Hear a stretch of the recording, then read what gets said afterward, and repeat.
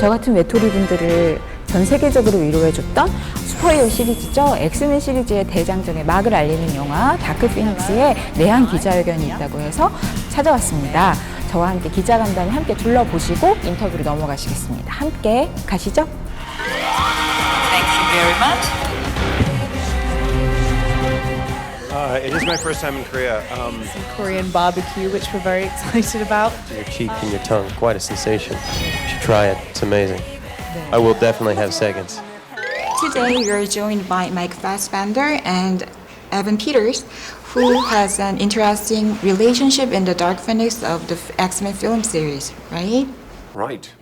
I hope so. So please, could you each say a few words to the viewers of OLED TV? Hey guys, happy to be here in Korea and hope you enjoy the movie. Definitely. Excited for karaoke later.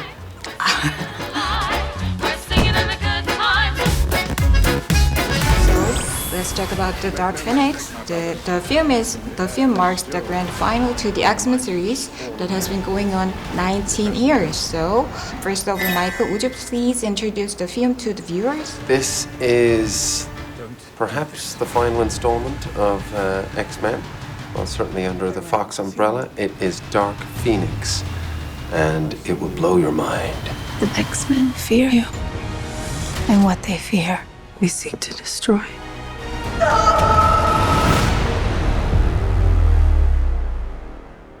My first question is for Michael. Magneto establishes the community of mutant refugees on Genosha, the island.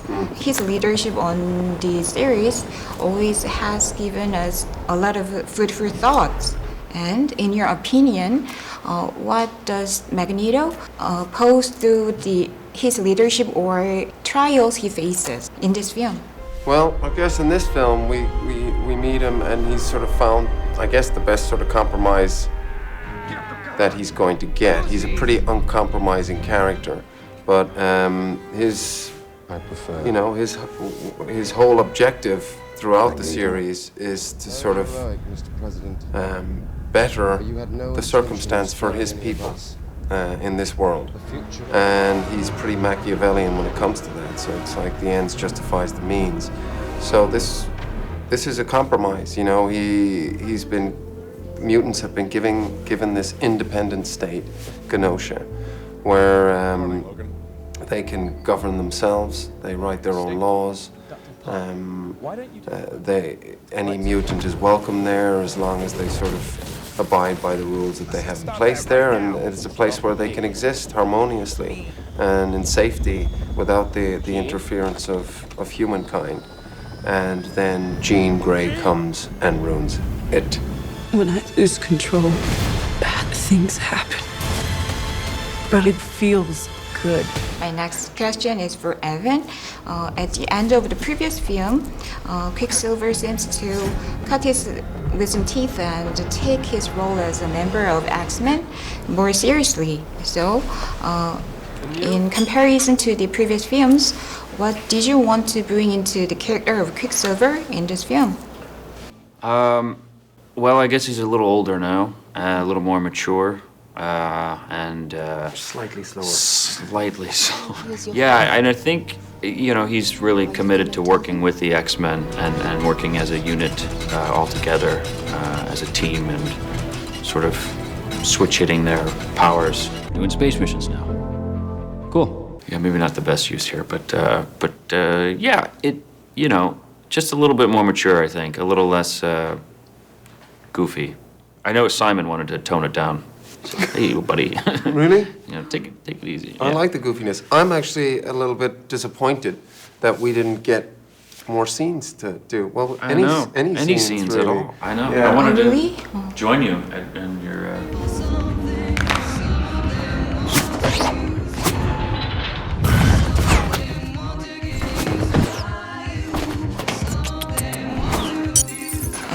This question is for Michael. As Jean Grey transitions to Dark Phoenix, she experiences with conflicts and battles in the question of how to control her anger.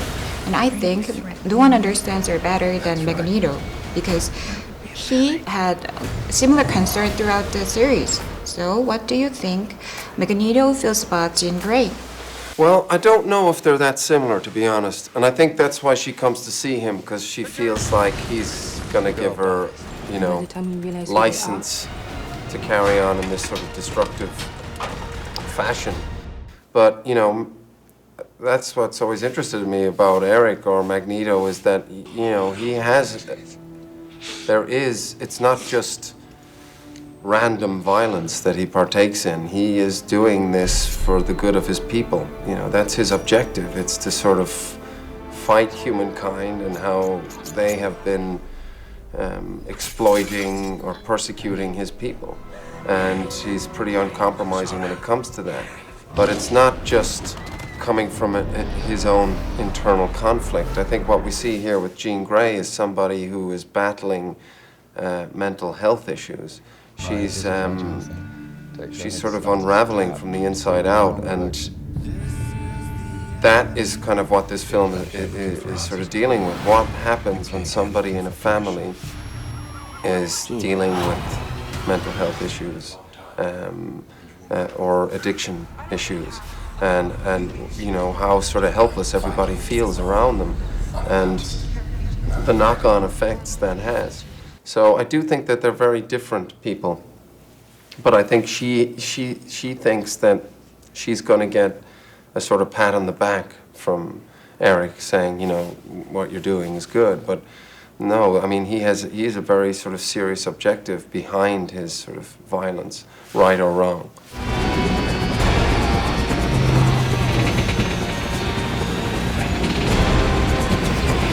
This question is for both of you. Working on this X-Men series for the past few years, you have had a very strong influence on people by acting beloved superheroes, and not every actor can have that opportunity. So, what did you two get out of that experience? Okay. So just being, I'm confused. Maybe you go first. Okay, I'll go Yeah. first. I'll take this. Thanks, buddy. I think, you know, it's changed my life, literally, X-Men, you know, both professionally and personally. Welcome to the school. To be part of something like this, which has got such a massive fan base all over the world. And I think that is because X-Men deals with people that feel like they've been disenfranchised. You know, they feel like they're misfits, or they feel like they're unwanted by society. And I think most people in their lives will have an experience of that at some point in their lives. And because of that massive fan base, it's allowed me to start my own production company and to make smaller films and get them financed, films that mightn't have got financed without that influence of X-Men. And also have the freedom in my personal life to do the things that I want to do. Yeah, it's. I mean, I've been a fan of these films since they first came out, since the very first one, and for me, it's just been an honor to work with people like you, who I'm a huge fan of, and just to learn and to be a part of something like this and to be behind the scenes of the special effects has been incredible and a dream come true. So yeah, it's been an incredible honor and super fun and definitely has changed my life. So very happy to be a part of it. The first thing that I'd like to do.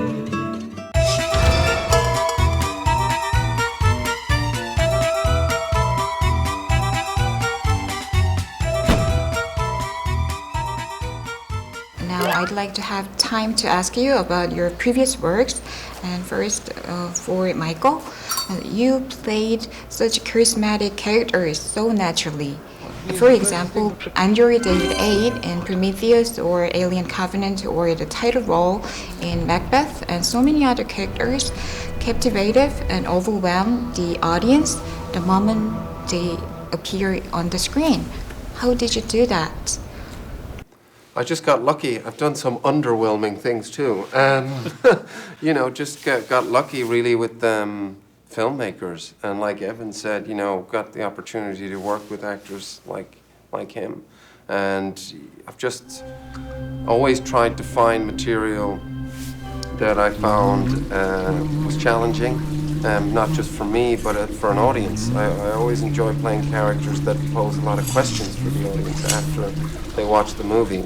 So, for me, movies work best when you leave the movie theater and you're with your friends and you sort of go for dinner or whatever and you're discussing what you'd seen in the movie and it's like, well, the character did this, is that right, or what would I do? And just to sort of raise questions, not necessarily give any answers, but to make us sort of continue this debate about exploring what we do as human beings, the relationships with one another, why we act in certain ways.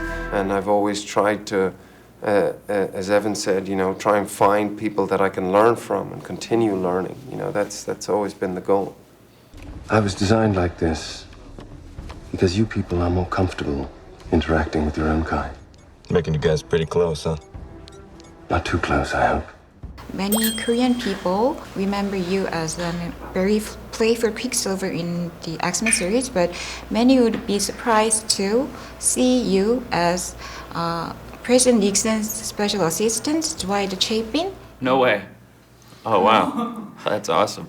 And Elvis and Nixon, and he's much more serious character. But I think this is very interesting. Your expression, vivid expression, especially facial expression to every single situation, bring out the comedic tone in the film.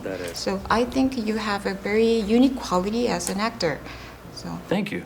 I agree. I appreciate that. Yeah, Thanks. American Animals as well. That is a fantastic performance. Thanks, man. So when you act, do you respond very sensitively to emotions, moment by moment?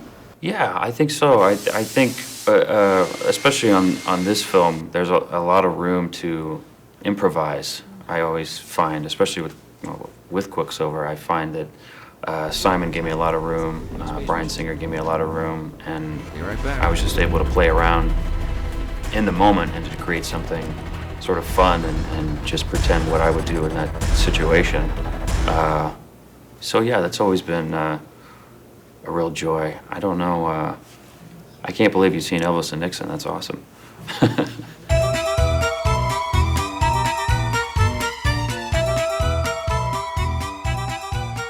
Before you say goodbye, would you say some extra words to our viewers? What's up? Howdy. Hi, guys. Hope you enjoy the film, and we're really excited to be here. Yeah, definitely. Go out and see it. Thank you for the interview. Thank you. 아, 올레 TV.